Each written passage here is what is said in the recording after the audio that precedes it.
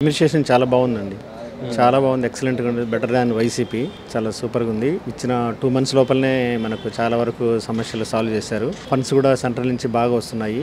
Throughout AP అంతా development చాలా ఎక్సలెంట్‌గా ఉంది. అన్ని యాంగిల్స్‌లో కూడా చాలా ఇంప్రూవ్‌మెంట్ చాలా బాగా కనపడుతుంది ఇప్పుడు. చిన్నగా అమలు అవుతున్నాయండి. ఆల్మోస్ట్ ఆల్ దాదాపు 60-70% దాకా అమలు అయినట్టే.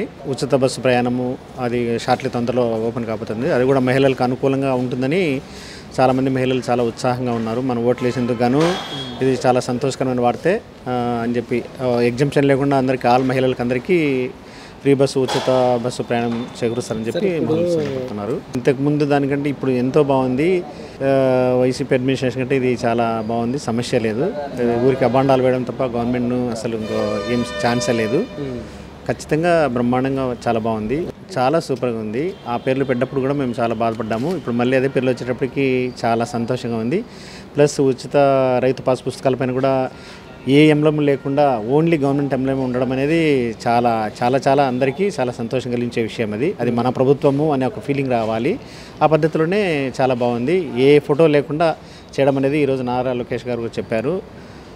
చాలా మంచిది. స్కూళ్ళల్లో ఉండే వాటిపైన కూడా అసలు ఎవరి ఫొటోస్ కూడా ఉండకుండా చేశాడు. చాలా సంతోషంగా పడుతుంది. ఇప్పుడు అన్నం క్యాంటీన్లు త్వరలో ఎక్సలెంట్. పబ్లిక్ రూరల్ నుంచి వచ్చే వాళ్ళకు అర్బన్లోకి వచ్చిన తర్వాత వాళ్ళకు కరెక్ట్ టైంకి ఫుడ్ ఇవ్వడం అనేది ఎంతో గౌరవప్రదమైంది. చాలా అంటే ఇప్పుడు రూరల్కు చాలా మంచి హెల్ప్ చేశాడు. చాలా తప్పు సార్ అది 5 రూపాయల కన్నాన్ని కూడా కోలదోశారు కదా ఇంతకుముందు క్యాంటీన్స్.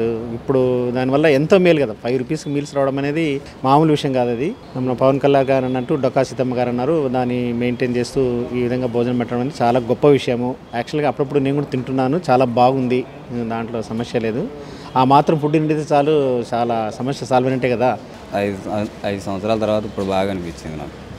గతంలో ఎలా ఉంది? గతంలో చాలామందిని ఇబ్బంది పెట్టారు. వాటి పథకాలు అన్నారు కానీ ఎవరికి ఇచ్చిన అంతగా ఏం లేదు.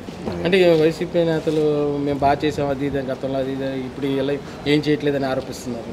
ఏం చేశారండి వైసీపీలు? ఏం చేసిందేం కాబట్టి పథకాలు వేశారు లేడీస్కి. కొంతమందికి పడ్డాయి, కొంతమందికి పడలేదు. దాని గురించి ఏమంటే ఎక్కి నెల అవుతుందండి. వాళ్ళు చేసిన తప్పులన్నీ చేసుకొని ఇవన్నీ కవర్ చేసుకొని ఇవన్నీ చూసుకొని అప్పుడు వెళ్తారు. కానీ ఏమన్నా ఎక్కంలోనే చేయాలంటే ఎవరూ చేయరు దానికి. అంతకుముందులో టాపీ పనులు చాలా ఇబ్బంది పడ్డారు. పనులు లేక అప్పులు తెచ్చుకొని రోజువారీ సీటీలు తెచ్చుకొని వాళ్ళకి కట్టగా వాళ్ళతో గొడవలు ఉండి చాలా ఇదైపోయారు. ఫ్యామిలీని గడపలేకపోయారు. ఇప్పుడు ఈరోజు ఇసుకిచ్చారు. చాలా హ్యాపీగా ఫీల్ అవుతారు. అందరికి పనులు ఉంటాయి.